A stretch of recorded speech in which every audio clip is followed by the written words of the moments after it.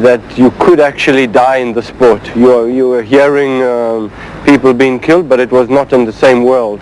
And then when I saw on the accident, I saw the car, and that was the first time I believed that to be crazy is not always you can get killed. Yeah. Of course, Gilles felt fear. We all Formula One drivers do, but Gilles could maybe have just been a little better at concealing his emotions. We fooled around a lot, me and Gilles.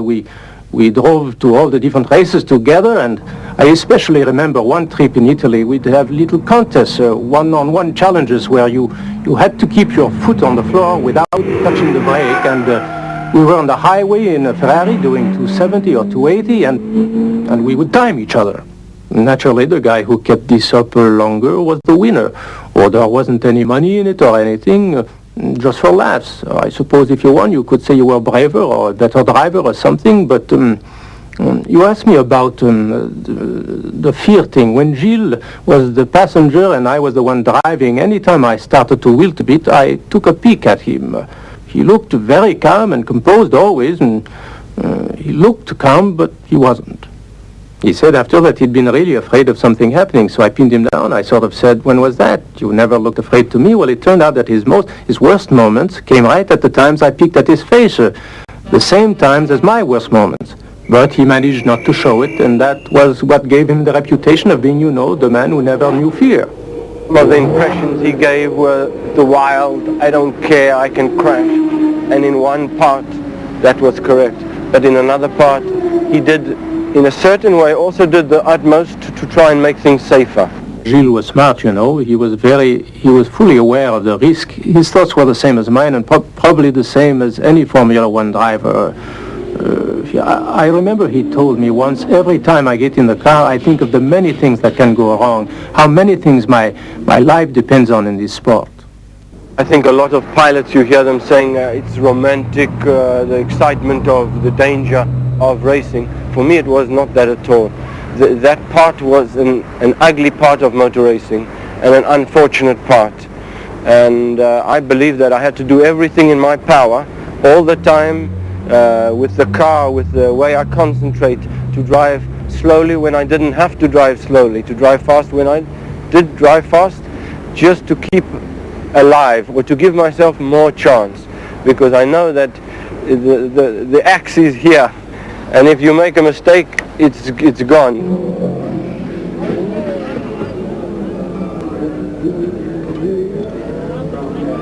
At first I was very keen to prove, and then afterwards it sort of trickled down, where Gilles was always wanting to prove, always wanting to be the fastest, always for every lap, not even to say, I go slowly this practice. I never knew Gilles to say, I'll take it easy now. It was always a maximum, and if Gilles was to come back and relive his life again, I think he would do exactly the same as he did, with as much love, maybe.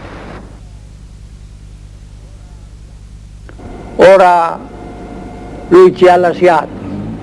He left us because of something incomprehensible. Incomprensione. La fatalità ci ha privato di un grande His fatality has deprived us of a great champion, one that I loved very, very much. Quando si diceva, ma forse un giorno abbandonerà. People used to say that one day he'd quit Ferrari, but I never believed it, because Gilles and I had formed such an affection for each other. We were like father and son. I never raced against Gilles Villeneuve, but to me he was much more like us. He was one of our type, the people who race because we love racing. Above all, he was a racer, and a racer is not a driver, or at least should I say a driver isn't a racer.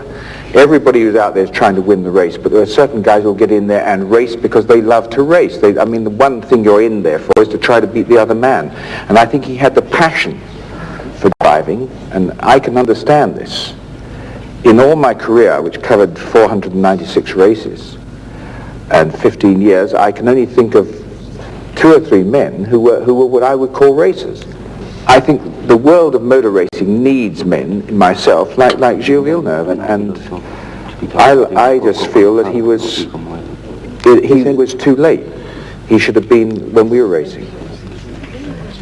Mr. Fangio, do you have some thoughts on Gilles Villeneuve, his life, his career? Villeneuve ha muerto físicamente, Villeneuve has departed physically, mas no ha muerto en el recuerdo de todos los automovilistas del mundo. but in the memory of the drivers, he remains here with us. Y para mí ha pasado a formar parte de los grandes del automovilismo. In my opinion, he will also remain as a member of the family of the truly great drivers in auto racing history. Sí.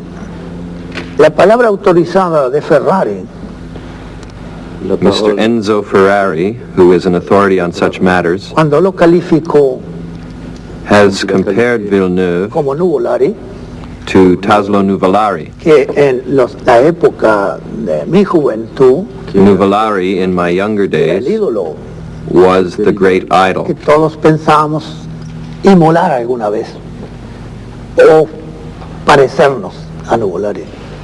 All drivers wanted to equal the great Nuvolari. Era Although small in pequeño stature, gigante. he was a giant. Io ho un passato costellato My di past lutti. is scarred with grief. Padre, Father, madre, mother, fratello, brother, figlio, son, moglie. wife. La mia vita è piena di tristi ricordi. My life is full Io of sad memories. vivo nel passato. I Nel look back passato and I see my loved ones, la figura and among my loved ones I see the face of this great man. di Gilles Villeneuve.